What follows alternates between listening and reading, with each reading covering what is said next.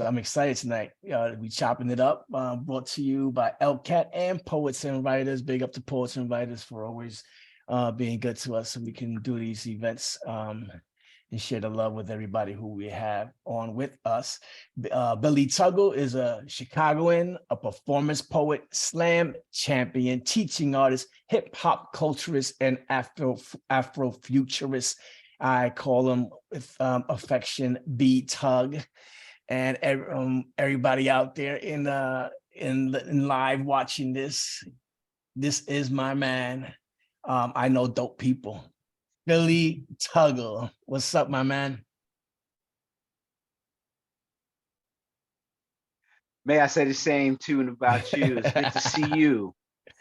Yo, man, let me tell you, I was reading your chapbooks, and man, it was beautiful, beautiful. It took me. I'm a hip hop junkie since the beginning. Man, I'm 55 years old, so from New York, and when I read them, it actually, you know what?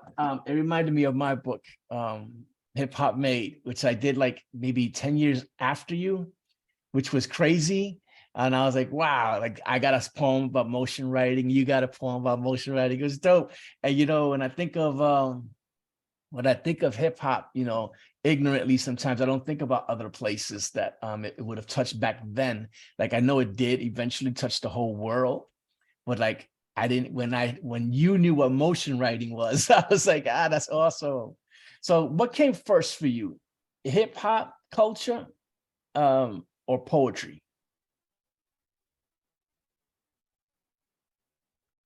Oh, hip hop definitely as a thing that I wanted to be a part of definitely came first, but that comes with an asterisk Mhm. because I'm a music fan. I'm a music nerd. And I go back to like I remember being 2 and 3 years old. And I'm 3 years younger than you. I just turned 52 back in Mhm. February. My parents had, the Temptations, the Spinners, Funkadelic, Parliament, whatever in their house. And that's the stuff that I grew up on. And then of course, being a 70s kid, the Jacksons, the Yes. Silvers, whatever. But I've always been a music and I've been a music fan in more mature ways than a lot of kids my age. So by the time I heard the message, when people ask that question, what's the first hip hop record you fell in love with? Well, I Nice. had already heard Rapper's Delight. Being from Chicago, you Mhm. hear what's on the radio. Back in the late 70s, early 80s, hip hop was what was on the radio first. But Rapper's Delight, when it dropped pretty much everywhere, it dropped everywhere. Um, the Breaks by Curtis Blow dropped Yes. everywhere. It's dropped everywhere. Treacherous 3 dropped everywhere. The Furious 5 dropped everywhere. So it was really just a matter of connecting the dots. Well, I've always recognized music lyricism first, even in the old instrumental stuff that my parents had. I always heard the stuff that was words first, and that was what I enjoyed.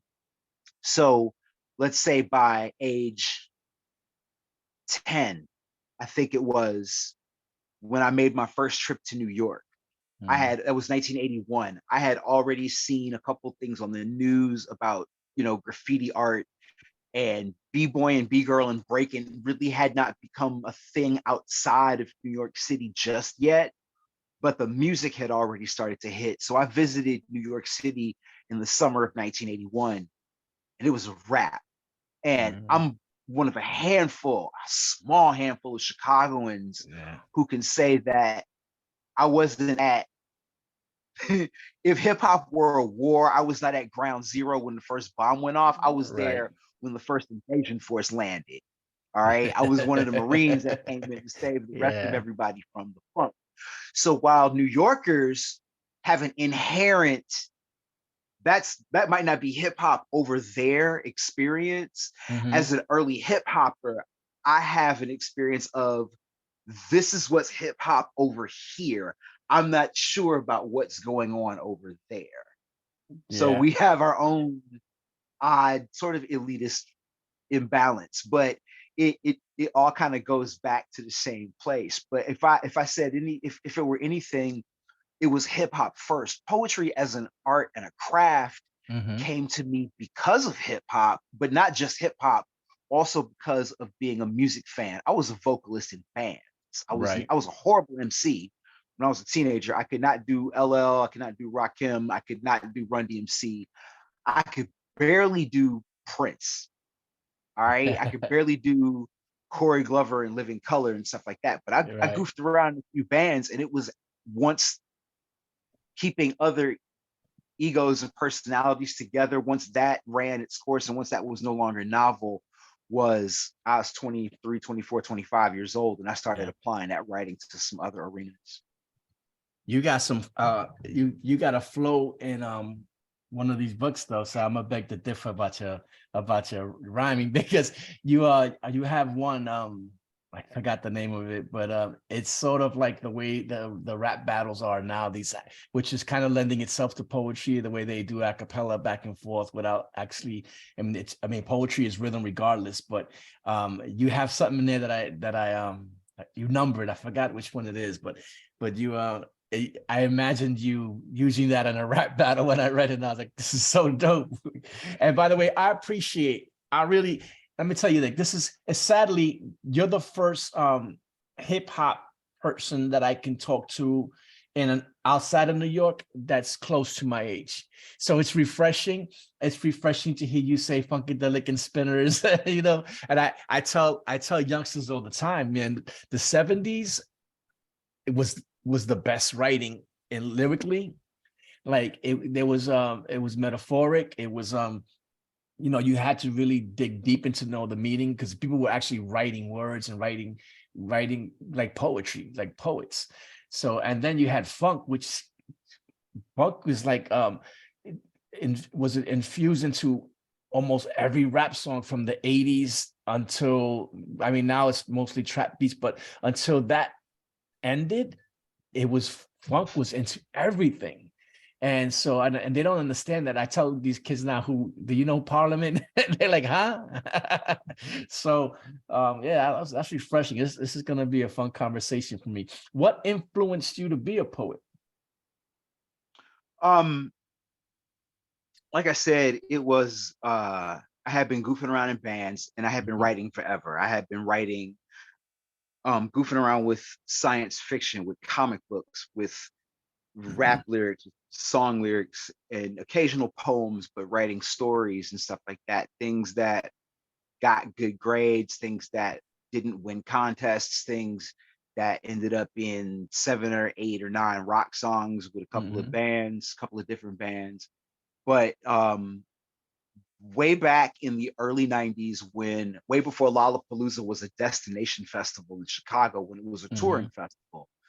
Um, for those that don't remember, Lollapalooza would arrive in your city at whatever, or near your city, at whatever local big amphitheater in Chicago, just out in the south suburbs. The Tweeter Center used to be the World Music Theater, whatever it's called now, the big corporate amphitheater, 25, Mhm. 30,000 seats. Um, I know they got them in Mountain View, California, one right outside of New York City and Jersey. I know they're all over the place. Those little outdoor sheds. Yeah. So Lollapalooza would show up there every year in different cities. And one year, they brought a tent that all day, off and on, periodically, they staged open mics and poetry slams with all these different poets from around the country who they got to like just pop in vans and Hmm. follow them on tour. Um, Mark Smith, who started Slam, Shappy Seaschultz, rest in peace. Maggie Estep, rest in peace, a popular New York poet. Gary Mex Glazner, Danny Solis, rest in peace. A lot of different poets that were at the beginnings, the ground level, the entry level of poetry slam in the late 80s. Bob Holman, a lot of other cats. Um, and they staged slams. So I was like, oh, okay. And I met Mark, and I'm like, oh, we do this in Chicago. Cool. Nice. And within that year, I ended up moving out of my parents' house, which ironically is the house I live in now, my wife and daughter. I moved out of my parents' house and end up living 3-4 blocks from the Green Mill in Uptown. So Mm. I had very regular access to the Uptown Poetry Slam, but also became a regular at some other open mics that weren't slam. I didn't really dig slam. I still went to the Mill for the Uptown because it Mm. had an open mic element, and it was cool to watch the feature poets. And so meeting all the poets that came through and just kind of re footing my artwork and what I wanted to do with my writing. Mhm. And seeing Ursula Rucker with the Roots, Jessica Care Moore on Nas's record, Mhm. poets popping up, Amiri Baraka with the Roots, poets popping up on hip hop records. And then finally, what kind of put me over the top was Saul Williams and Amethyst Mhm. Rockstar and the stuff that he was doing up to that point. Kind of showed not only can you write for and from a hip hop cultural perspective, but it doesn't have to land there. And what you draw Right. on, you create it just like any other sample or mosaic or pastiche or what have you. It comes from everywhere and it gets distilled through that vision. So the mid to late 90s is when I kind of made that transition and kind of started to take it seriously because I saw that poetry as an art intersects with a lot of other arts and can be Yeah. applied to a lot of other places. And when I decided to become a self-styled hip hop poet, b-boy poet, it opened a lot of doors because in Chicago, nobody was doing that openly. They weren't doing it as an identity. Malik Youssef, who's got a shelf full of Grammys with Mhm. things that he's done with Kanye and Rhymefest and a lot of other artists around Chicago, didn't really embrace it until after the fact. I did mixtapes. I did my own mixtapes. I Nice. did mixtapes with other area hip hop artists. And it's not to knock any of the things that they did because other poets definitely came up Right, right right. behind me, if not simultaneously to me, like Dan Sullivan, and a few others. But Idris Goodwin, a few others. But Yeah. at that time, it was an identity that I was going to singularly embrace, similar to a poet named Thax Douglas, who is Mhm. sort of the punk rock poet laureate around Chicago. Thax Douglas would be at all the punk shows and underground rock shows and Mhm. do a poem or two poems between each set, and usually inspired by the bands that were playing. I'm like, yeah, I could do that. Nice. We had a band in New York, Machete Movement, which was music, percussion, and poetry with bass and guitar. And I totally feel you. I love you. Remind me a lot of myself, man. That's why I love vibing with you. And I always say, I every once in a while, I used to, in whatever social media I was on, I used to say, I used to just every once in a while when they would annoy me, I would just put out there. I called myself a hip hop poet before it was cool to call yourself a hip hop poet because it just got so like, let's do this because people are vibing on it. And then there was at one point I remember you responded to one time, you said me too. And I was like, yes. And I didn't know that. And the reason when I first came to Chicago, you were the first person that I went to see in poetry, of course, because Roya, who was my favorite poet ever, um mentioned that that you were cool and you were good and and I had her word is bond with me. So if she says that you cool people and you're good, then it's true. But how do you feel? Do you feel that way too? That I mean you obviously you feel that you're a hip hop poet. Um but I like do you always call yourself that, or was it like something that you kind of like felt like you had to claim?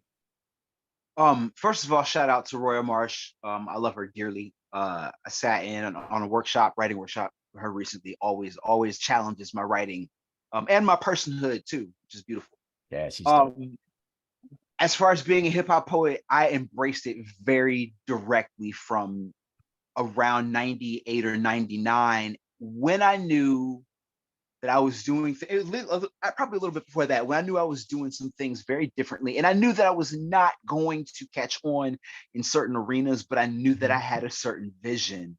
And that's at the time, I also worked as a record promoter. I worked for Raucous Records as one of their street team coordinators. So I Nice. got a chance to meet a lot of the cats that were doing not only the Lyricist Lounge, but what became HBO Def Poetry. So you could Mhm. see the intersections. Yes. Not only was I not discouraged from it, I was very much encouraged to walk in. And I called myself a b-boy poet. I had called myself a breakbeat poet before another Yes. local publisher had co-opted that and Yes. turned it into a series of books. But I had called myself a b-boy poet uh,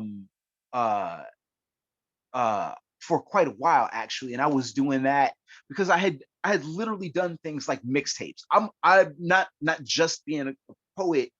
I Mhm. am what I'd like to term as a retired graffiti writer.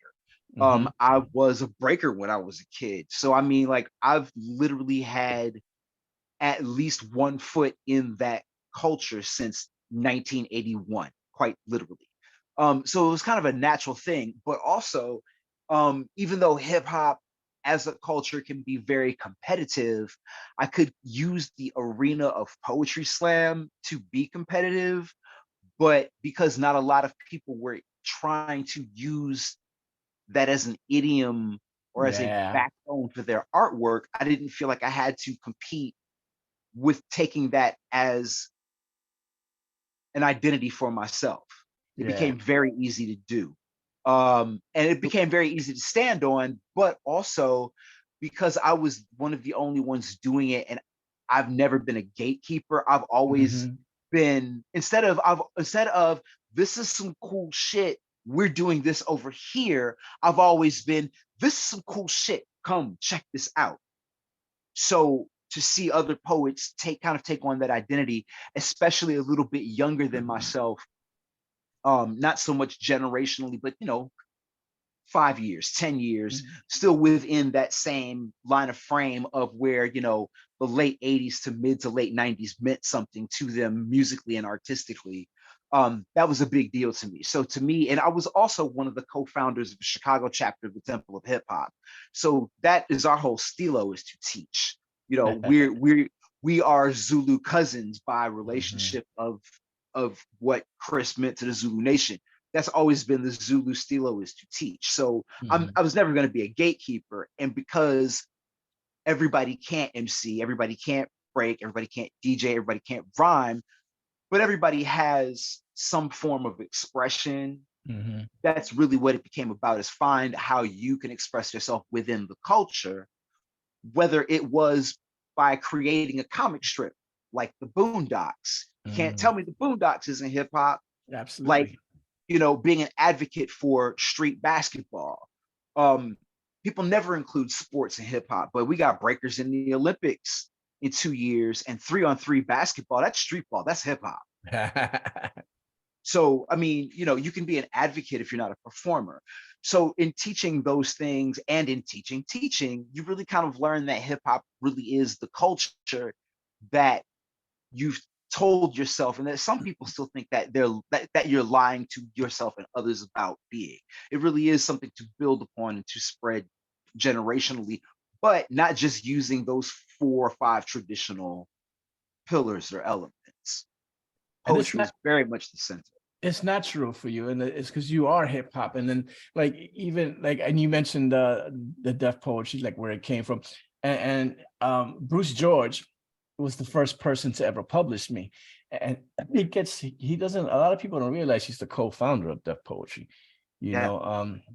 But and you mentioned something that really clicked with me, because it's funny, when I was reading your book, I was like, this is a mixtape. It was like, I was like, this is so dope. It's like a literary mixtape. It was so dope, man. I really love the way of the b-boy. That was, I connected with it so much, and like it took me back, man. And that's saying something for someone who didn't live in New York when it first was birthed. You really know what it's about. You really appreciate the respect that you have for its foundation.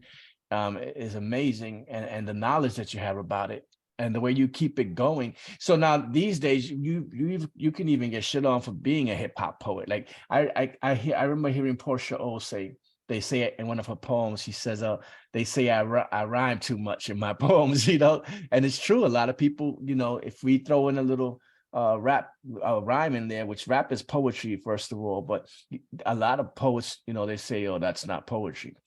Right, So right. it's brave of people, I'll pat myself on the back too, but it's brave of people like me and you to be able to call ourselves that without shame, because it's hard to do that and have respect for yourself when you say it. So who do you consider a role model when it comes to poetry? Patricia Smith. Hmm. Are you familiar with Patricia Smith? No, no. Tell me about it. Patricia Smith is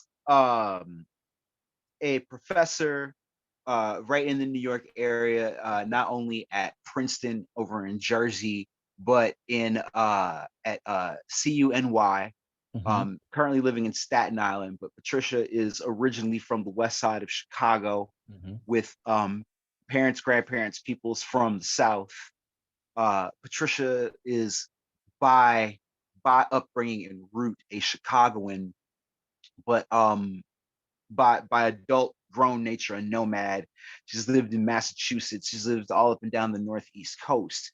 Patricia is one of the poets that has helped to forward the slam movement back in the early 90s, representing Chicago. She won like 3 or 4 of the early national titles. She's really kind of one of the poets that was a backbone of slam. One of the more remembered, treasured guests of the original HBO Def Poetry series, known by far and large for her poem Skinhead, which you can find a performance of on YouTube. I think I Patricia's know from that one. Chicago. Yeah.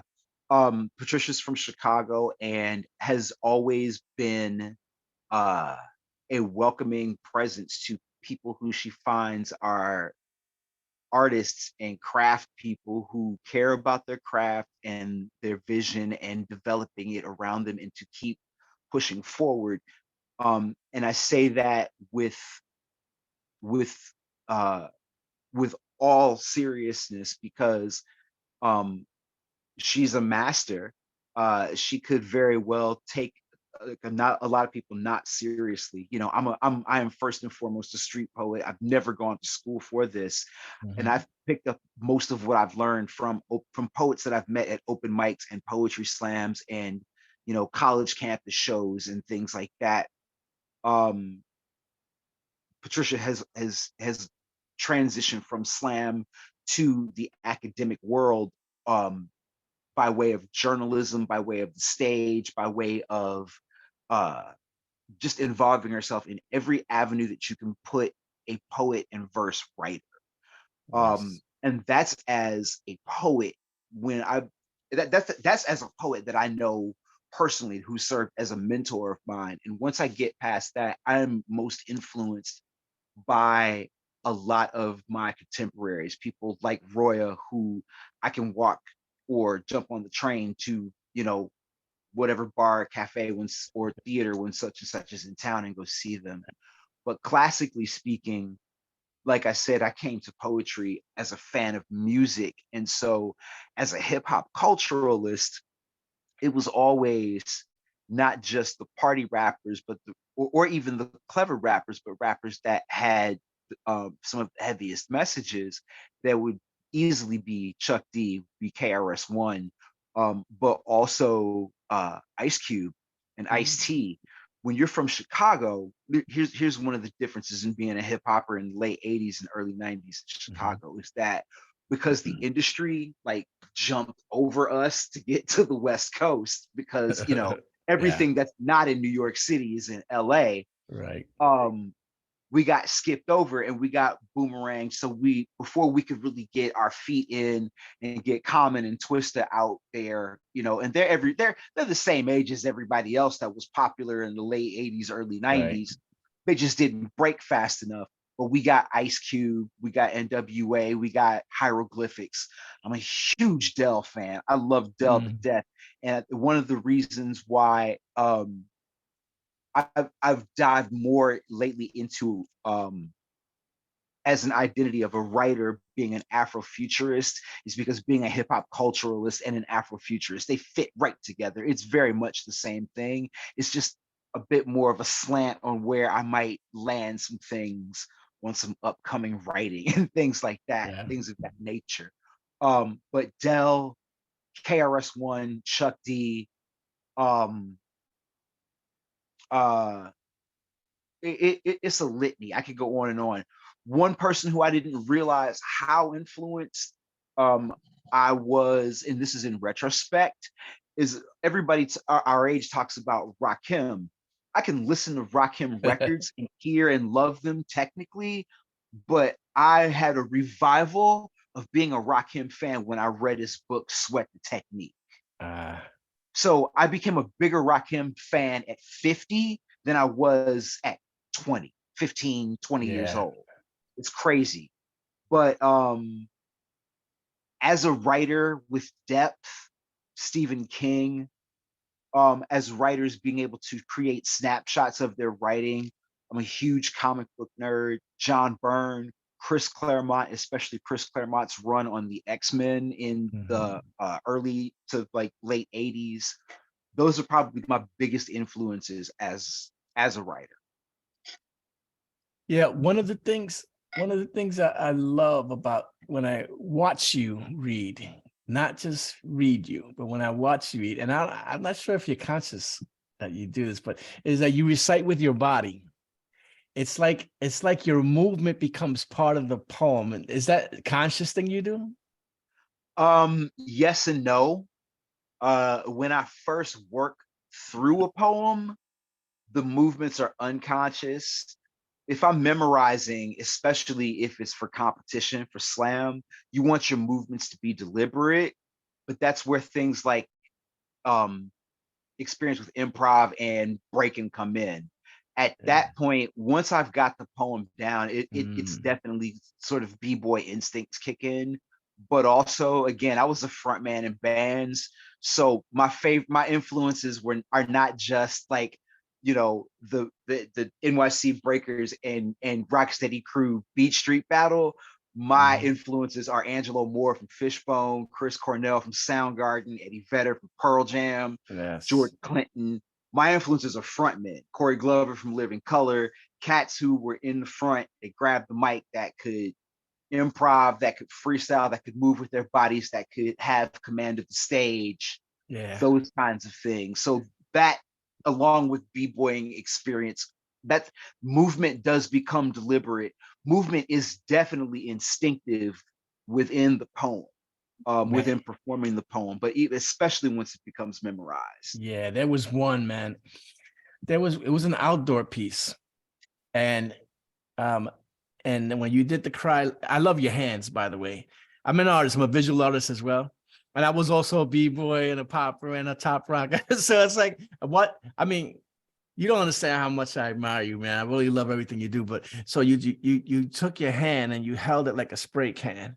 And then you would just like, and I was like, the way you did that, like I said, the movement became the part of the poem. Like it was just as important as the words that you were speaking. It was amazing, man. I love the way you do that. Because some people, you know, they either don't do anything when they speak, and I have those moments. Um, but then there's times like I have anxiety, so there's times where I would always hold my heart through the whole poem just to calm my heartbeat down, you know. But to watch Right. somebody to master the body and the words at the same time, you know, that was beautiful, masterful, I should say, to watch. And by the way, Rakim to me is one of the turning points of hip hop. Like the whole game changed when he was the first one to calm down the level of the voice. You know, it was everybody was screaming before him. Even Yeah. Curtis Blow was still up in there, and he just came down with it. You know, Yeah. sorry, Him I and Mo left you. Deep. You know, and it was like I remember people saying to me in the ciphers, like, man, it's hard. It's hard to get used to this. Like he's so calm, but then he became one of the greatest. Um, were your parents creatives or like into the arts in the way that that music or poetry or art became a staple in your house? Um, my dad is not as much a creative as he is an excellent facilitator. Mhm. He has worked as a facilitator for multiple large corporations and independently. Currently sells real estate, but he's always known how to get up in front of a room full of people and talk to people and be personable with people. My mom's fairly personable and fairly social, but my mom was actually the more creative person. She's a pretty good writer, a couple things published. Uh, Writing has never been something that she jumped into super seriously. Um, I don't, that I know of, and I have to go back. I don't have a lot of performers in my family.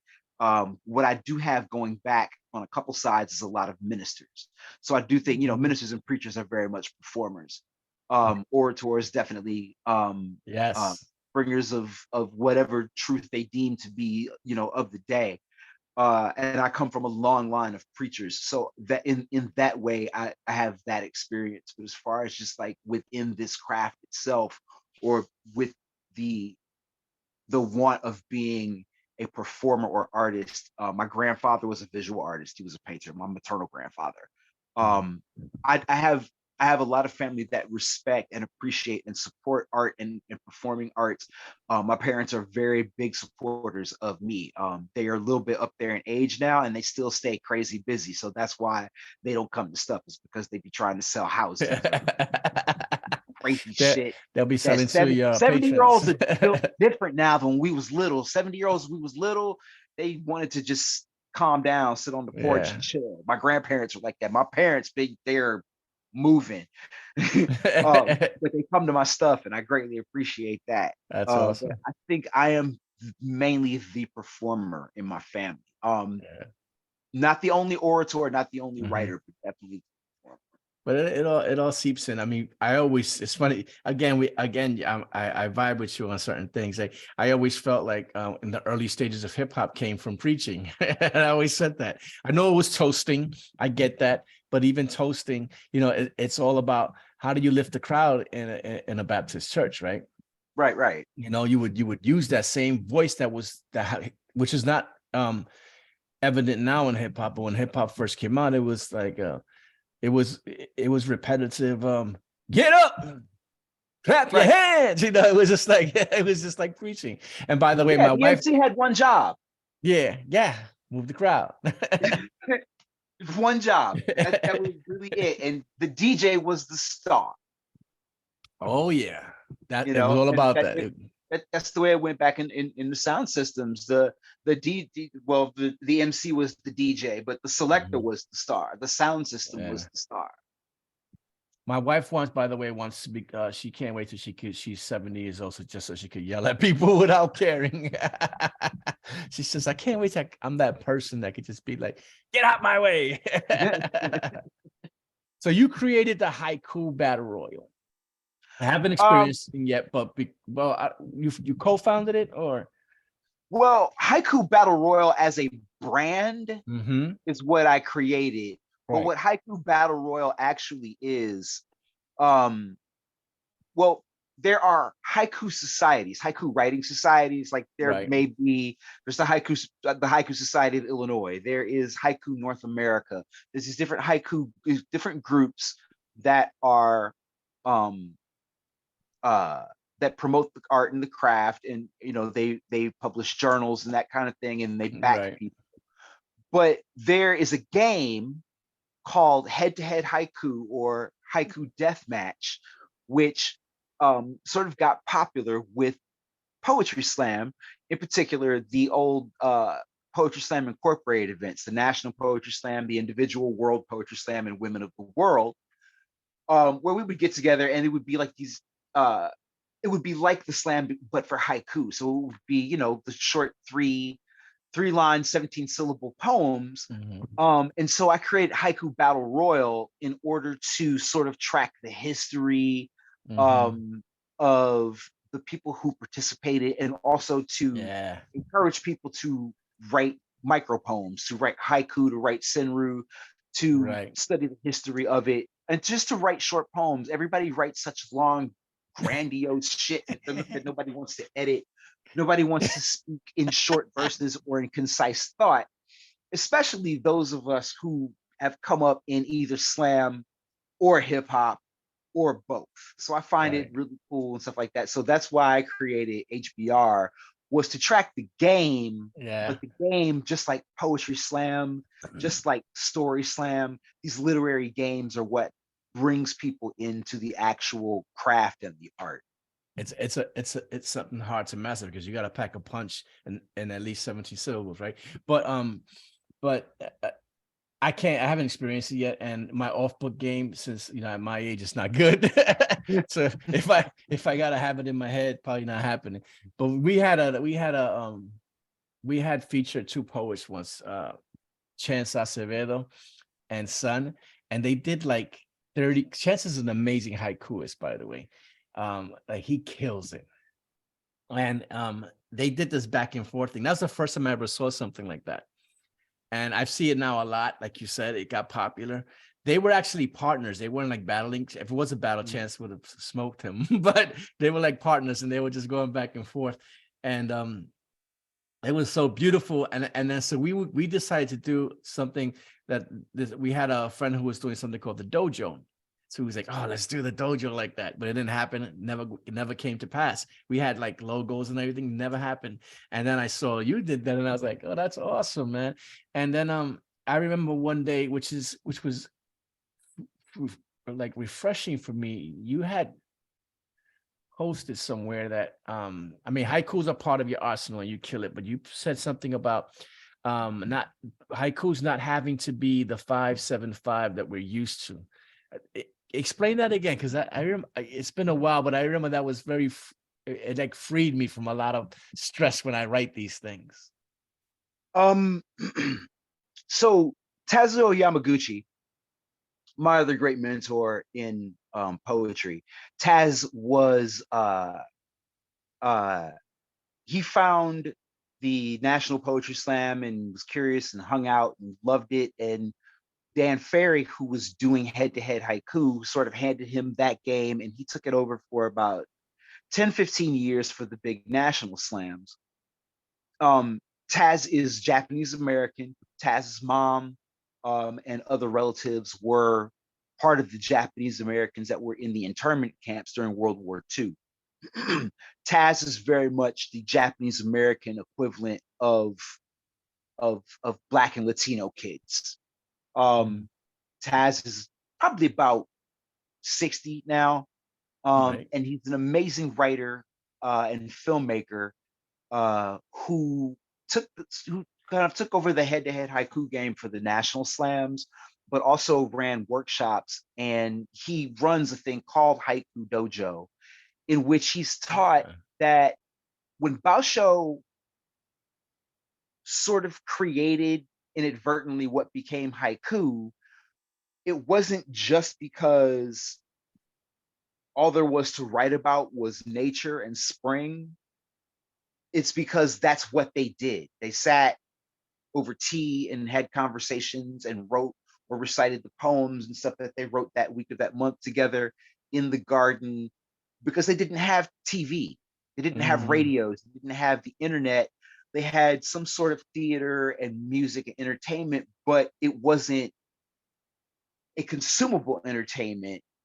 So the entertainment became itself. It became the writing, and it became what they could do with these various forms that they created. The haiku was 3 lines cut from a longer verse form, and it wasn't necessarily 17 syllables or 5-7-5, because for starters, English and Japanese don't translate phonetically. Right. Also, the idea of syllables is westernized. Right. Japanese counted the actual sound, not the syllable. For example, sounds, the word sounds is 1 syllable, right? Right. But it makes 2 sounds. Some people might say 3 sounds. Yes. That's what Japanese base haiku on. So it's not an accurate count.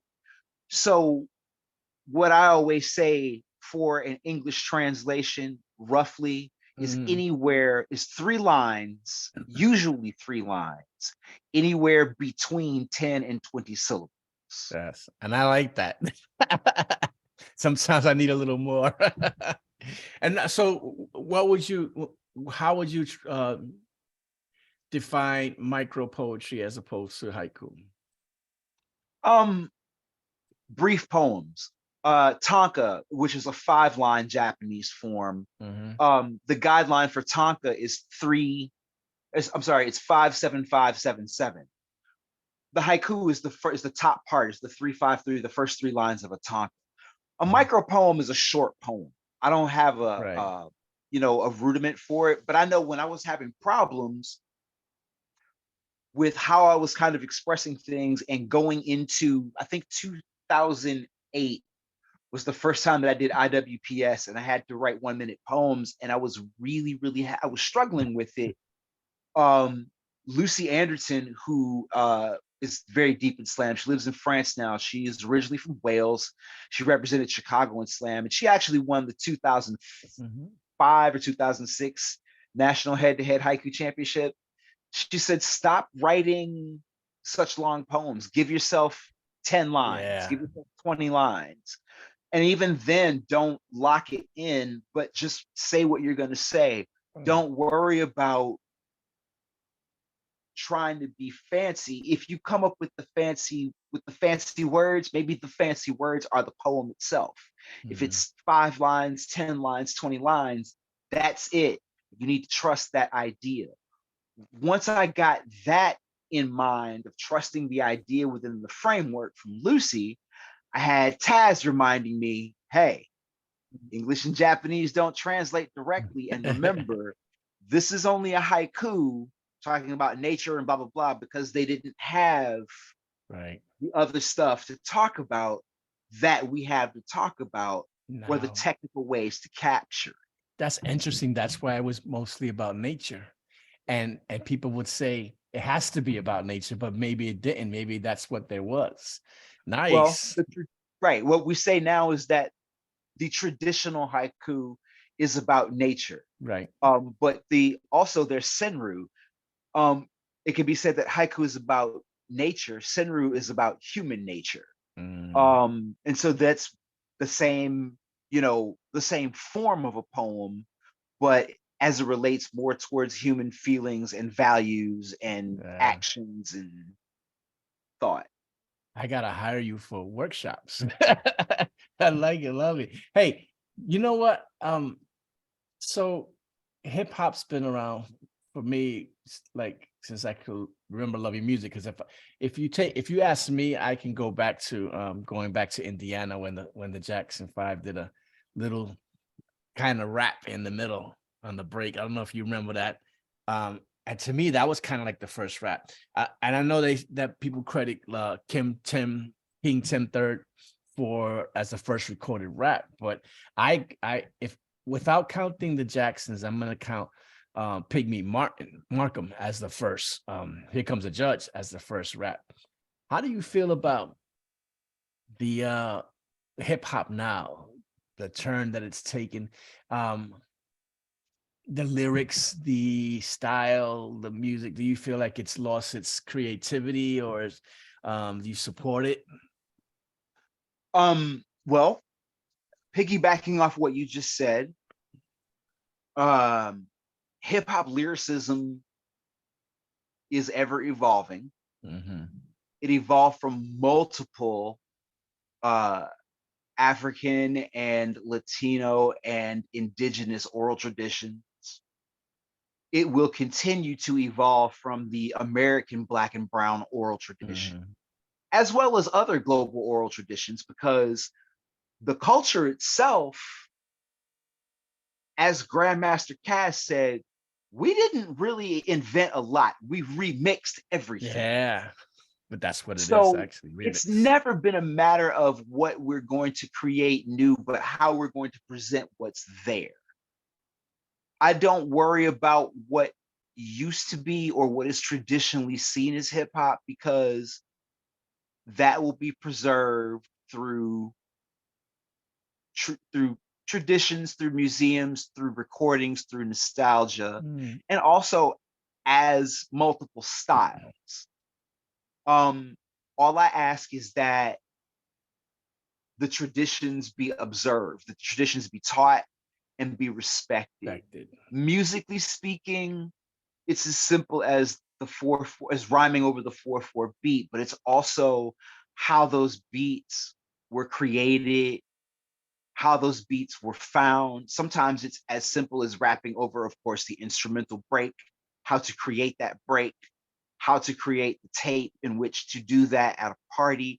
These Mhm. things I think should be shared and learned because they also begat new techniques. People go back and see the old stuff and they go, oh, wait, I can go back and do something similar with Mhm. just my cell phone and a Yeah. YouTube video, as opposed to a two-tape deck boombox.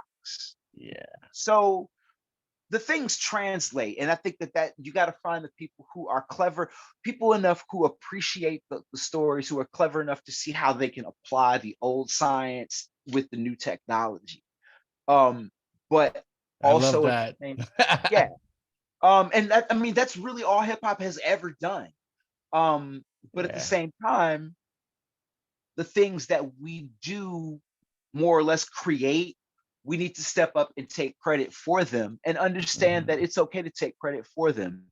For Yeah. example, the first rap that became kind of a contentious point back when hip hop became more academic in the 90s Mhm. because they wanted to put credit on Something. people like Gil Scott Heron and the Last Poets, when the Last Poets, Yeah. God bless them, they have been around for 55, I believe, 5 years is now. Mhm. No, I'm sorry, 50. No, yeah, 55 years.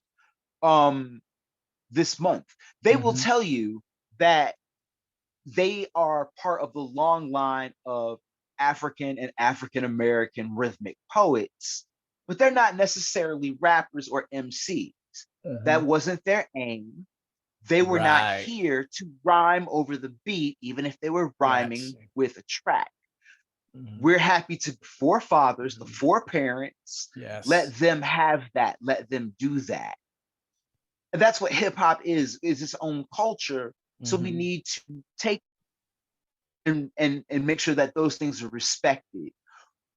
While we did a lot of things that gymnasts and capoeirists and modern dancers and jazz dancers brought to the forefront in the early 70s, um, up rocking, breaking, b-boying, b-girling, and simultaneously locking from both Chicago and LA, Mhm. became the street dance origins of what we know of hip hop dance. All of it has to be respected, all of it has to be taught. We can't Mhm. just keep talking about the 50th anniversary of hip hop when we're Right. only talking about 42 years of hip hop music, Mhm. right? We're only talking about Absolutely. 42 years of recorded hip hop music. But if we're talking about 50 years of hip hop culture, we need to be talking about the breakers. We need to be talking about, we did not invent graffiti art, but we have our own graffiti art, Absolutely. It's something right? We have different. our It's own something graffiti different. art. Yeah. It's a lot of writers that I'm a metalhead, you know, Yeah. F them B-boys. I didn't relate to that. I never listened to Run DMC. I listened to Metallica and Black Sabbath. Cool. I listen to Black Sabbath too, but I also listen to the Temptations. I Yeah. listen to the Jackson Five. You know, You sound like me, I man. listened to Cool Mo D when I was 12 Yes. while you were listening to Foreigner. And that's Yes. okay. But we both can paint. But the whole battle element of graffiti art, Yeah. that's hip hop. And you can't tell me that Yes. that's not hip. Yes, it's the culture of it. And then you made a great point, and that opened my eyes to something like it's more of the intention when it comes to like I mean, Pigmeat Markham wasn't trying to rhyme as far as a genre. He's being funny, actually. You know, so Right. that makes a lot of sense to me. Like I'm always with change. I mean, I'm still at my age putting albums out, and I do from old school boom bap to now to the style that's out now. I'll still roll with it. What bothers me about the culture today most when it comes to the music is the way we target each other, talk about killing each other, talk about destroying each other and using each other and abusing each other. That I wish it feels like a step backwards. And you know, for someone, my great grandmother's Nigerian, and you know, when you think of the struggles that the West Africans went through in general, but for me personally, you know, when I think of my great grandmother and the scars that she physically has and mentally had, I should say, um, and then to hear somebody using those use like attacking each other instead of building each other up, it hurts. And that's the part of hip hop that I don't like about these days.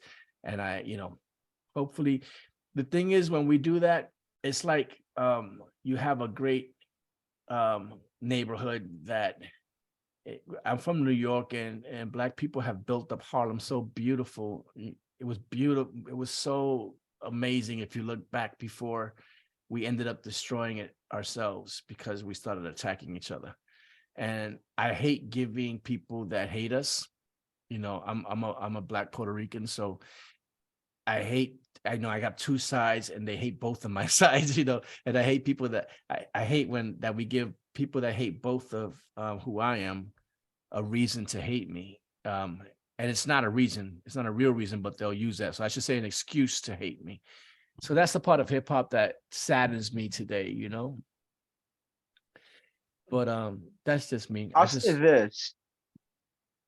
I know that people keep saying one of the reasons why people kind of put it in a nostalgia place, and mhm, they get really hung up on the music, especially when they talk about this big anniversary, um, is because it moved so many people in ways, and people weren't necessarily prepared to share that as a generational or intergenerational art form, or the culture in which that art form came from. mhm, The one thing that that recycles the hope that I have is that as this art form is handed on to a next generation, is that there's always just enough young people that are moved by it, that are fascinated by it, mhm. that recycle it in positive ways. Yes. And you know, I know that the industry is the industry, and the industry is going to pump what it pumps, and Right, right. people are going to be susceptible to popular culture. But you, you always go to the root to find the best of the best. So Mhm. while you have all of these drill kids that are being mistaken for real hip hop, Yeah. you do have Coast Contra. You do have cats who are now veterans like J. Cole, who I Yes. don't care what anybody says, man. There's a lot of people who don't who say a lot of disrespectful things about cats like Kendrick and Cole. Those dudes, even if you don't agree with everything they might politically or culturally say, they at the very least artistically hold it down. And the point of art is to disturb the comfort or comfort the disturbed. And they comfort a lot of disturbed kids in the hood, man. And you can't put a value on that. Um, you know, and there's not a lot, you know, the greater influence that they have, they try to get pushed aside. You know, you don't really hear about them in the mainstream, even though a cat like Kendrick won a Yeah. Pulitzer. Yo, You know, Kendrick held on to me. Kendrick held on to classic hip hop in what he does. And I'm like, I'm really proud of him for sticking to even that first like 1,000 track album he did. yeah, You know, it was like he held on to, he's not afraid to say, I'm not gonna make this a whole trap album about nothing. He got something to right. say, he said it, and I'm really proud. That's one of my favorite artists right now, you know, as far when it comes to rap. So yeah. I mean, and there's like, you know, you alluded to it. I'm not gonna say a lot, but there's a lot of so-called hip hop tech anthologies out there now that have zero hip hop culture in its pages, especially as we near the 50th anniversary. So you see, I flipped through two of them, um, and I saw now hip hop is a culture. A lot of people think it's the music, but and I didn't see the culture in there, and I was like, this is just people who submitted their shit and got accepted. And as somebody who loves hip hop, I was like, what? And I'm not gonna mention, but I got actually one of my pieces denied one of these, and I was like, that's why I had to see what is in here. And I was like, so I submitted hip hop stuff, but there was not one hip hop poem in there, like hip hop. It doesn't have to be rap, it doesn't have to rhyme, but it has to be of the culture to call it that. But because it's the 50th anniversary right now, you're gonna have people that are now capitalizing on that. This is the time to make money off hip hop by using that 50th anniversary, by using that word hip hop. And how does that make you feel? Um, while generally speaking, that would have uh any kind of negative, that would you wouldn't feel good about it. I Right. will say this, because mostly what I have seen has been these music tributes, Mm-hmm. and that's what it's been about, is the music tributes. Yeah. And the actual birthday of hip hop is in the middle of August. Yeah. They're already too late. If they were really going to capitalize on it, there would have been more and better movies and documentaries Yeah. already hitting the street or advertised to hit the street by this summer. Mm-hmm. At this point, you're throwing parties, miniature film festivals, and retrospectives, and not really doing much more than leaving it to the culture, in which case I say, good.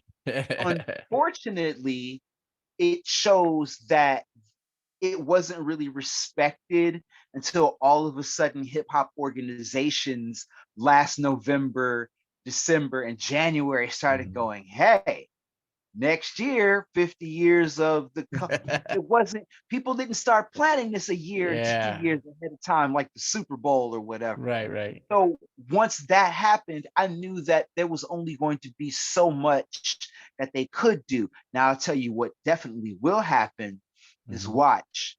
We can have the same conversation in 25 years, the 75th anniversary of hip hop. Everybody's going to be all about it, because they're going to go back to this podcast and you're going to see David and Billy be like, oh, they didn't really take advantage the way they could have. And there'll be parades and all this other Yeah. stuff. But it's good because as we examine this date with the 55th and the 60th and the 65th, we will be able to get a grasp on it. We will be able to Yeah. do things like create whole summer programs for kids to get involved and help to Yeah. propagate and preserve this culture. Um, it's another opportunity that to be on the ground level. It's another thing that we teach at the Temple of Hip Hop is, Uh, okay, there they go running with it, but they always leave a trail behind. And that trail is always something that, it's never a trail that we need to follow. It's a trail that they need to follow back to the original. you are the one person that I definitely want to hang out with. When I moved here, I told my wife, "Yeah, I don't know anybody." And then after just watching you, listening to you, reading, and it's just, yo, you remind me so much of me. You are refreshing, and man, you're just an all around dope person, man. And I can't wait to, I definitely want to build with you, man. Definitely, definitely, definitely. What makes you feel uplifted these days? Being alive, Nice. my kid, my family, my wife is staring at me in Yes. the doorway. I just came in the house. Um, the fact that we've managed, and not just we, like my family itself, but a lot of my friends. I've spent the last year, almost a year and a half, getting back out, doing a few things on the road, and a few people coming to Chicago. Um, it's been a great thing to get to this side of something horrible, of a pandemic that also had a lot of social justice upheaval, a lot of political upheaval, and to still be here and to still be hopeful. And I think that my own hopefulness is what gives me hope. The fact that I have to do it for my daughter and all of my nieces and nephews, Yes. and that includes my grown nieces and nephews, because my grown nieces and nephews, they are hella confused too, and they pick up the phone, they call me and be like, "Unc, what's going on?" I'm like, "I don't know. I've never done this before either. What are you talking about?"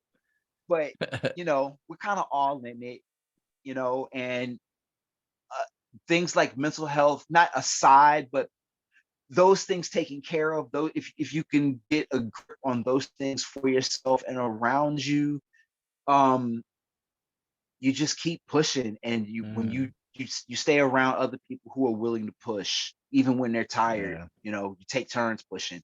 That's how my family is. My wife's family they come from very resilient people. They've been through some BS. My wife's been through some BS. But I've known her most of her life. We've known each other since high school.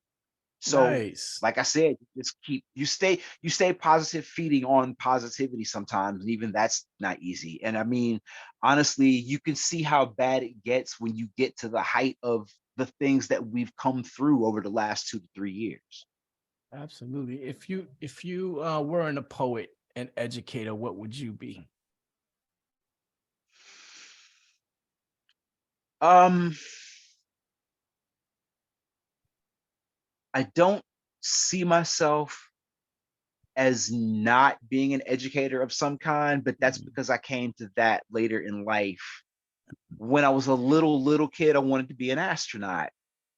Um, Back in the 70s and 80s, when you wanted to be an astronaut, that was after the moon program and just as the space Right. shuttle program started. That involved the military, and that involved a lot more math Right. and science than I was willing to get involved in. As I grew up, I got more into art, and I knew art and the arts, and I knew that by middle school, I knew that I was going to get into broadcasting. I was going to be some kind of writer or performer. I really enjoyed radio and what radio used to be, and radio shifted. And I knew by college, even though I started college in broadcast communications, that was not going to happen. Mhm. I goofed around with, I might be some kind of writer, comic book, science fiction, but I knew that it would be arts connected. By the time I had my first band by the time I was 14. So, that was Nice. what, a year after Purple Rain, and Prince is one of my biggest influences, as Yes. well as early hip hop. So Mhm. by 85, 86, you had Run DMC, Raise a Hell, you had Purple Rain, you Mhm. had the first Fishbone album. You knew what Billy was gonna be. And you have Marvel Comics. You kind of knew. You Yes. just didn't know which one. So I kind of knew that Uh-huh. I always knew that I was going to be in some kind of art or art related, art supported vocation, whether it was broadcasting, broadcast communications, writing, or performance. So we're gonna get to the fun part before well, first before we end, I want to know Jack Kirby or Steve Ditko. I'm sorry, say again. Jack Kirby or Steve Ditko for Marvel Comics Oh, illustration. um, Jack Kirby, Yes. more for nostalgic value. Jack Kirby was a great influence on graffiti culture in New York. I wanted to hear what you said. Exactly. I do. So yeah, I love you, man. You just you me. So so now this is my favorite part. We're gonna do the no cap 10 pack where just gonna give you this or that questions and you just choose one. Some of it might get you in trouble, but we'll see. You don't have to answer if you feel that way. And then Okay. you got the floor. So ready, here we go. Tribe Called Quest or Public Enemy? Public Enemy. All right, me too. 2Ks or 90s? 90s. Awesome. I still love you. A good movie or a good book? I'm gonna make all my writer friends mad and say a good movie, and I'm not even a film fan. See, a good movie involves no work. I just sit back and 3 2 3 hours, and they just do the whole thing. I don't even have Yeah. to. Yeah, there's no work involved. I hear you. So I just heard my yeah. first audio book and I'm like, oh man, there's no turning back. I hear you, man. Red Hot, and there's a reason for this. I find these two, you might not find them similar, but I do. Red Hot Chili Peppers or Parliament? Parliament. I love the Chili Peppers, but you got to go with the original. Yes, absolutely. There you know what I'm talking about. Yeah, we're on the same page so far. Brooklyn or Bronx?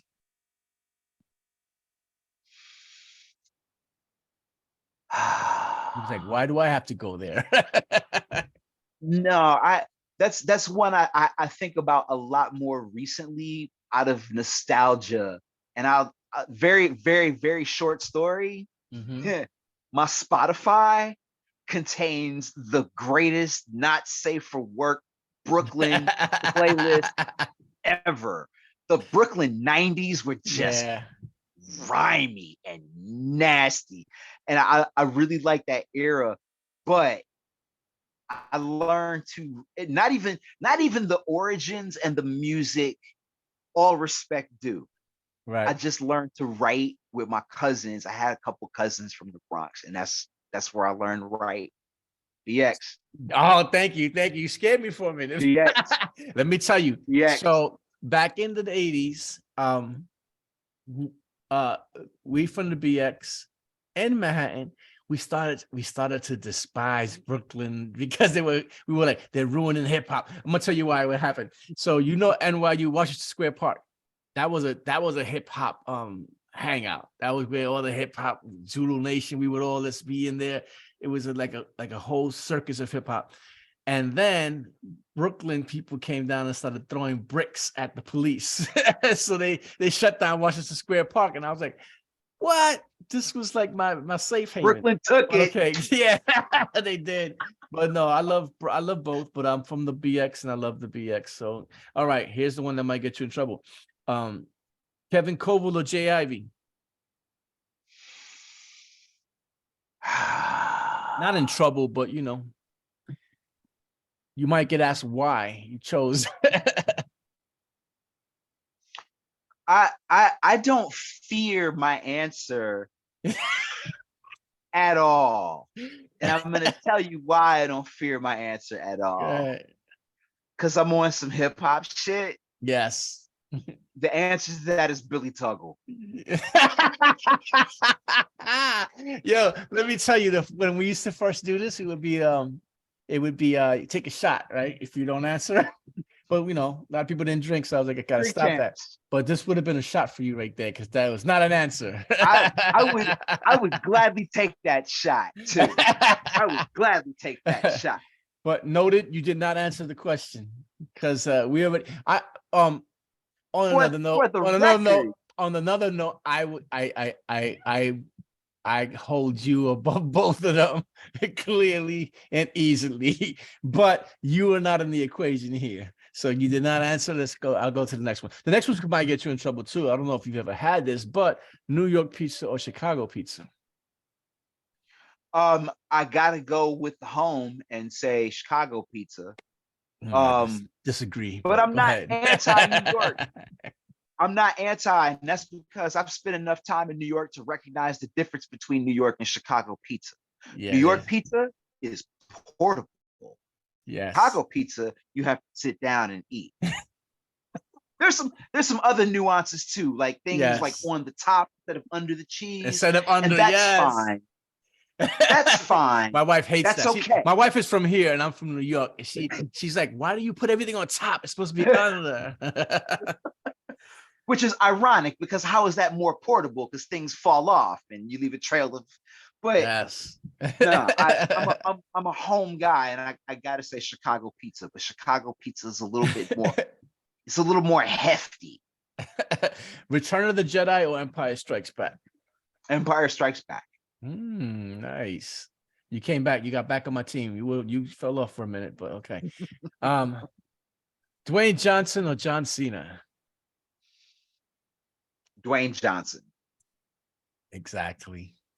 We're good. You're back, man. Thank you. So this is the one that everybody hates me for, and I'll tell you who I picked after you do. Jay-Z or Nas? Nas. You see, I always pick Jay-Z. I always pick Jay-Z. And I'm gonna tell you why. Go ahead. The reason I picked Jay-Z is because he rolls with the punches.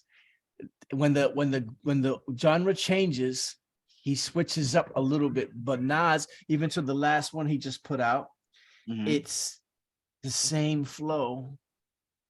And you have the ears that are not the ears of the generation now don't listen that quickly. The way he speaks, it's a lot of words, it's a lot of, it is not, Nas is dope, don't get me wrong, but he never rolls with the pun, he never changes up at all. And I'm like, I want to hear you do something different.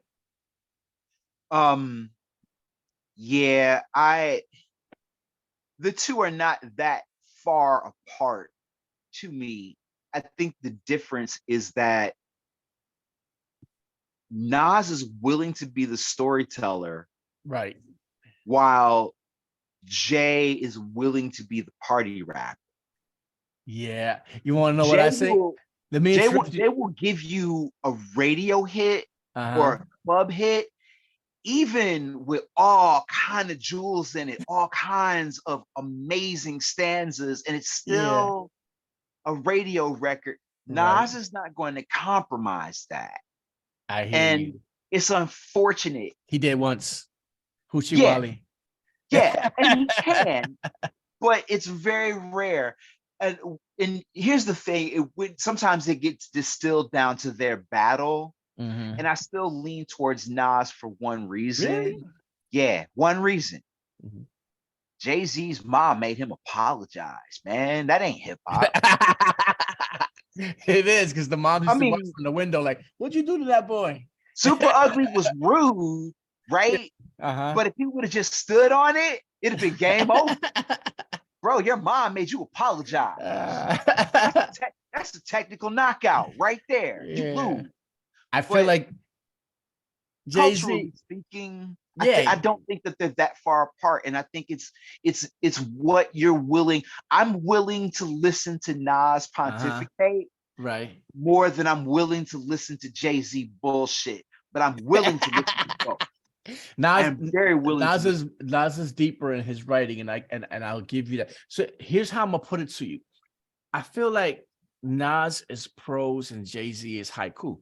And I feel like Jay-Z just knew that the times was getting shorter in their attention span, and he kind of compacted what he had to say in his verses. You know what I mean? And I appreciated that. He said what he had to say swiftly and concise, but I like them. I love them both. They're both dope. But New Yorkers always get mad at me because I'm gonna tell you, 99% of New York, they roll with Nas. And I like what Jay-Z did. I like how he switches producers up more than anybody in the industry. And he'll I don't know. I just find him like kind of like a 3-ring circus.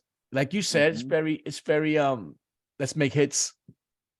But I kind of like that. I kind of like that he enters continuously entertaining, and then he'll still tell a story. When he did the track, and I even forgot the name, which is bad, about New Orleans, I thought that was big of him. And for somebody who, like you said, is mostly about the hits, to go there and do a song about people being looked at as thieves instead of survivors, I thought that was dope, and I appreciate that. But anyway, I hear you. I hear you. I mean, my appreciation for Jay-Z grows almost exponentially when he does really step outside of boundaries. Yeah. And I'll tell you one record that really got me, and I'm impressed for it for all of the reasons that either everybody doesn't like it or everybody's not impressed. And I say this as both critique on Jay Electronica, compliment on Jay-Z, is that Jay Electronica's album is the best Jay-Z mixtape that ever hit the market. Yo, I said the same thing. When it came out, you got Jay rapping over all kinds of stuff that he never put on his own album. And then, where did 5% of Sean Carter come from? Which, no disrespect at all. Whether it's a philosophy that you subscribe to or not, strictly for the art, I didn't even know he had that in him. So it was fascinating. fascinating to hear him talk 5%er talk, to hear Yeah. him talk God talk, Mhm. and to hear it as smooth and fly as Uh-huh. Jay-Z always makes it, Yeah. and to outshine Jay Electronica on his own albums. I'm like, bro, what happened here? What just happened here? So I Yeah. enjoyed that for a completely different reason. And that those are the moments when I really enjoy Jay-Z. That's very funny. My wife was the one who told me when the Jay Electronica album came out, and I said, I heard it. I thought that was the Jay-Z mixtape, just like you said. That's hilarious. Yeah. So when is the Tree Falls in the Hood coming out, man? A Tree Falls in the Hood is coming this coming winter from Swimming with Elephants Publications, Nice. formerly in New Mexico, now based in Northern California. Excited. You want to give out your handles and plugs before you take You the can, floor? yeah, you can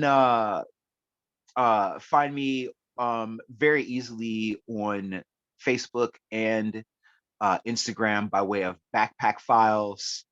Um, you can find me on YouTube, not only through my own stuff, but I have been very fortunate to have some good people like Button Poetry, like All Deaf Poetry, Mhm. and a few other video share people. Oh, Outdoor Voices in an Indoor World, catalog a lot of my things and put them out, as well as in print, out of New York City. Great Weather for Media. They've been very good to me over a few years. I featured for them um, in their Sunday reading.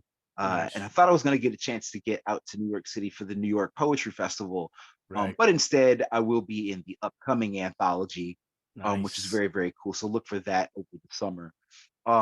But that's the main stuff. I'm fairly easy to find though on both Facebook and Instagram by way of Backpack Files. Yes, and I'm just gonna let the world know that I am one day going to convince B Tug to do an album with me. I'm gonna get his voice on record. And even if it's an EP, I'm gonna keep like bothering you until you say yes. So next now you got the floor, you can do whatever you want, my man.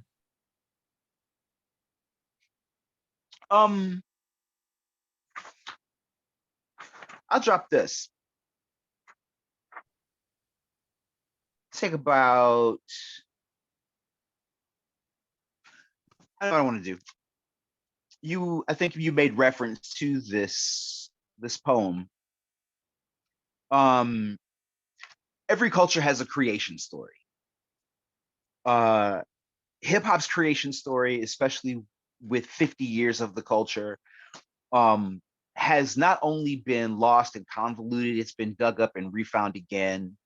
Uh, People talk about August of 1972 as, the pinpoint of where things began.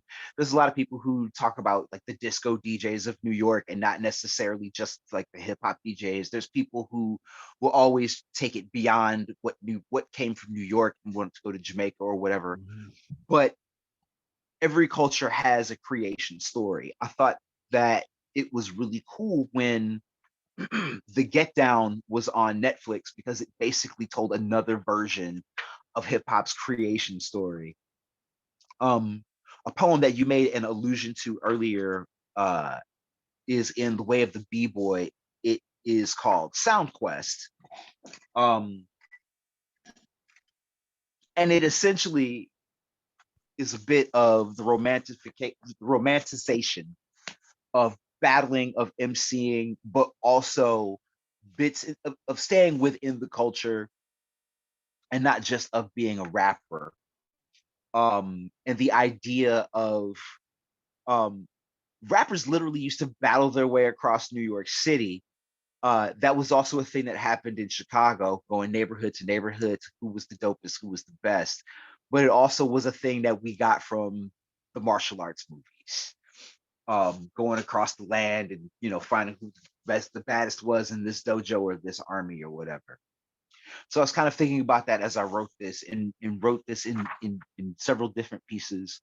to bring together the idea of each of these different uh, artists along the way of not just the creation, not necessarily the creation of the culture, but of self-creation, because hip hop is in and of itself self-creation, style, and the elevation of it. This is called Sound Quest. The mission, simply stated, over the expressway through the hood to Grandmaster's house, where the street shaman and ghetto griot may make a home on the microphone. Only fine honed swords will cut through the forest of would-be soldiers who dared claim this mantle. Fakes will move to handle you and pull you off the path. I patiently and deftly prep to rep, most definitely ready to face the music and whomever shall be faking the funk. First rapper encountered on the journey, never been off the block or tested the tourneys. His freshest reference was tracing paper rhymes off BET. I told him save the Mad Lib raps for his boys. I'm on some grown man biz and don't play with toys. Word life, the first one is always the easiest. Second rapper, so underground, her own sidekick with beatbox sound and thesaurus, gift wrapping $20 words. I couldn't pretend she didn't bore us, couldn't tell her own story for all the clever wordplay, and I wasn't wasting time on lyrical theory. Third rapper, thought he could wow the place with tales of Vandal Squad chases. He painted pretty words but spoke in fading lines like his tags. Fourth rapper, bitching about record labels, checks coming late, false release dates, suits telling him his new style is played. That's what happens when you sell soul and copyright. Your contract expired with your career. Fifth rapper came at me bragging about platinum. Hosey be smacking, guns clapping. I had a secret for him and his yes man DJ. All the beats they play sound familiar, jacked off my mixtape. I know those tales belong to thugs jocking him. His mama disowned him and his true lies. His squad's a fraud, manager jerking him like Prod Night. Then he wrote it in graffiti on his rented Benz in front of Mr. King Rapper and all his industry friends. Sixth rapper came at me out of retirement. Nothing to see here with contemptuous recognition and a pile of new style. I sent his lazy ass back to the rocking chair. Seventh rapper may not qualify as popular, not pop, definitely rocking beyond secular. Intrepid gatekeeper, stage stealer, street sweeper, beckoned me beyond the block party to the sound set on the balcony. Nimble, lyrically dexterous, demolitionist, specialist in the syllable scientists, made a living being humble, subtly, mic checking chumps, wrecking records, kept kudos and cash in hand, shaman casting spells on the beat, magnetizing the party with talisman sounds, freestyling about freedom. We didn't trade insults. We traded tattered dreams, manifestos, Black Book hits, and rhyme schemes. Soon our lines intertwined, echoing styles divined. I became his shadow. We became the crowd reflection. Dawn broke over the lot. He revealed to me that I didn't make the party. I channeled it. This winning the game shit was the illusion to force the evolution. Stop. From Way of the B-Boy. Yes, that was the one. All right. So, I mean, are you good? Or you want to do another one? Or are you good? On you. I actually would like to do one more. All right. Let me do a quick flip through.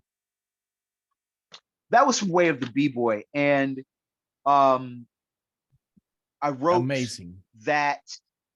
I finished that book just over 10 years ago.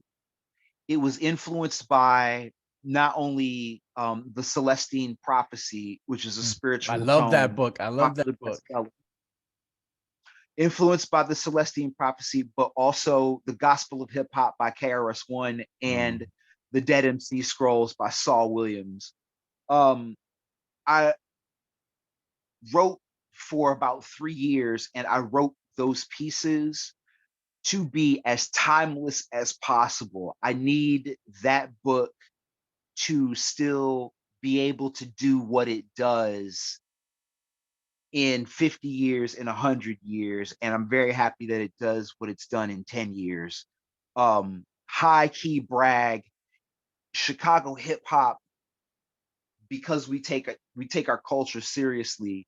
We created our own hip hop heritage month, which is every July. And then the Chicago Hip Hop Heritage Museum, which is on the south side of Chicago. You can find it on Instagram and Facebook. They are also open for guided tours most days of the week. So I am Nice. lucky and fortunate to have my work already enshrined somewhere in some form or fashion in someone's museum. So that book and everything in that book remains that important to me. What I want to share before we part company, however, is from my upcoming book, A Tree Falls in the Hood. New shit. New-ish shit. I'm from New York. Right. But it also speaks to where I came from as an artist, as a hip hop poet, but also as an Afrofuturist, being able to go and capture a moment and take you and put you in it, to create things like Parable. I used technique to go kind of into the future and into the past at the same time. When I was asked to contribute a poem to the Breakbeat Poet series before it got put on hold, I ended up including the poem in my own manuscript for A Tree Falls in the Hood. Before I jumped full on into the poetry, as I said, I was a vocalist in rock bands. In the early 90s, the band Bad Brains dropped a ad for a vocalist when HR went on another one of his sabbaticals. They dropped an ad in the Village Voice, the Chicago Reader, LA Weekly, what's the one in San Francisco? I know the East Bay Weekly. I can't think of the one in San Francisco. The Seattle Stranger, Creative Loafing in Atlanta, Creative Loafing in Austin. All of the alternative newspapers across the United States, an open audition for Bad Brains to have a lead singer. Now I'm 21 years old, and I could spend my last $50 and hop on a Greyhound and go to New York City. And we know how wild New York was in 1991, 1992, for a Chicago kid who had been there maybe twice to show up by himself for a band audition. I could blow off a couple midterms, come to New York and audition for Bad Brains, or have a little bit of faith in the band that I was in. And as we know now, that band did not last. But I put myself in the position of where was I at the time about the music, about the art, and about where not just the music was, but about where Black people were in the art form. In the early 90s, you had Fishbone, you had 24/7 Spies, you had Living Color. Out of New York, you had a band called Faith. Out of St. Louis, you had a band called Sinister Dane. You did not have a lot of Black artists in genres that we sort of created and forwarded. So this is me trying to display the little bit of faith that I had left at the time. Yes. This is called Obsidian Weight Champions. Obsidian, a volcanic rock, technically glass, can be as brittle as brilliant, very heavy in large deposits, clay dangerous when fresh, too hot to handle, can sharpen to surgical precision. These obsidian weight champions will bring a rock, massive and iridescent, edges so sharp that turntable stylus becomes weaponized, cuts that your local college DJ can't resist, broadcasts will come with warning disclaimers. Gonna sound like earth heaving, grace under pressure until magma and steam create a vent the hard way, megaton blast, radiation and fallout encore. Gonna sound like Shango shaming the devil at a block party at the crossroads. This band is live, alligator in your gumbo, rocket fuel in the whiskey, locomotives revving underground, melting the track in their wake. This band gonna sound like the Great Migration through Marshall Stacks. This band gonna be djembe, DJ, and effect pedal, gonna bleed unadulterated acid soul, hip hop, even if ignored the beat drop, jazz finger solos versus blues tempos, gut bucket woofers, and gospel tweeters. This band gonna be the baddest, like reckless kids at recess cussing with a motherfucking bullhorn. This band gonna escape every attic rehearsal with a taste for riot, a fuse lit by the funk, hit the switch, hit the goddamn pit. This band sounds like a frontman's last 100 spent on a long distance audition after flunking 2 midterms. Think you can see us in a battle of the bands? You got a problem on your hands. Come get some of this shrapnel and angst and stomp and sway and all this gravity. See a griot reading news and fortunes in the motions of the mosh, sounding like freeform poetry with ancestors whispering through the monitors. Hit him again, my child. Hit him again. This band will accompany Funeral Pyre and Phoenix Rising. Gonna sound like sub-Saharan diasporic litanies and anthems. This band gonna sound like lift every voice and chant at the sound. Babylon, your throne are gone down. This rock, a fragile danger, gotta be handled with love. We arrive not just to rock a party and in all stages of matter, sweating electric current through dark matter, keeping current on dark matters, keeping current while in the dark matters. Like all descendants of Sister Rosetta, the obsidian weights will remix time, shred space, scratch surface to core, ignite the biggest bang with talking drum, lightning fury, and kinetic coda. Yes. You are amazing, man. Thank you. Thank you. Thank you. My man B Tug, Billy Tuggle. We'll call him B Tug. Thank you, man. I really appreciate this. I could talk to you forever, man. Honestly, man. It's a fucking pleasure talking to you, man. I feel like I was back home talking to you. So thank you so much, man. Next week we got Roya Marsh, and for this month's words of wisdom comes from none other than Yoda. Do or do not, there is no try. Thank you, my man. You all, I hope you enjoyed it. Check it out. Or everybody watching live, we got over 100 people watching you live. That's beautiful. And I'll post this on YouTube tomorrow. We'll check it out. And that's it. Thank you, my man. It's been a fucking pleasure, for real. Outstanding, much appreciated, and it's always great to do things with you. Get at me. We will do that record. Yo, you just made my year, man. We doing it. Yeah. Nice. All right. Yo, everybody, peace.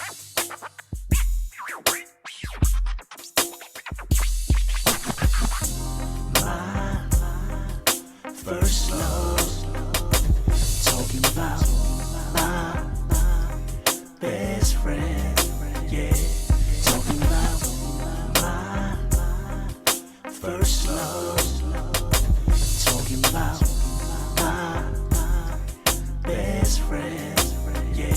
Yeah, look, I remember my first love, hot and heavy, sticky, icky, together forever, down for whatever.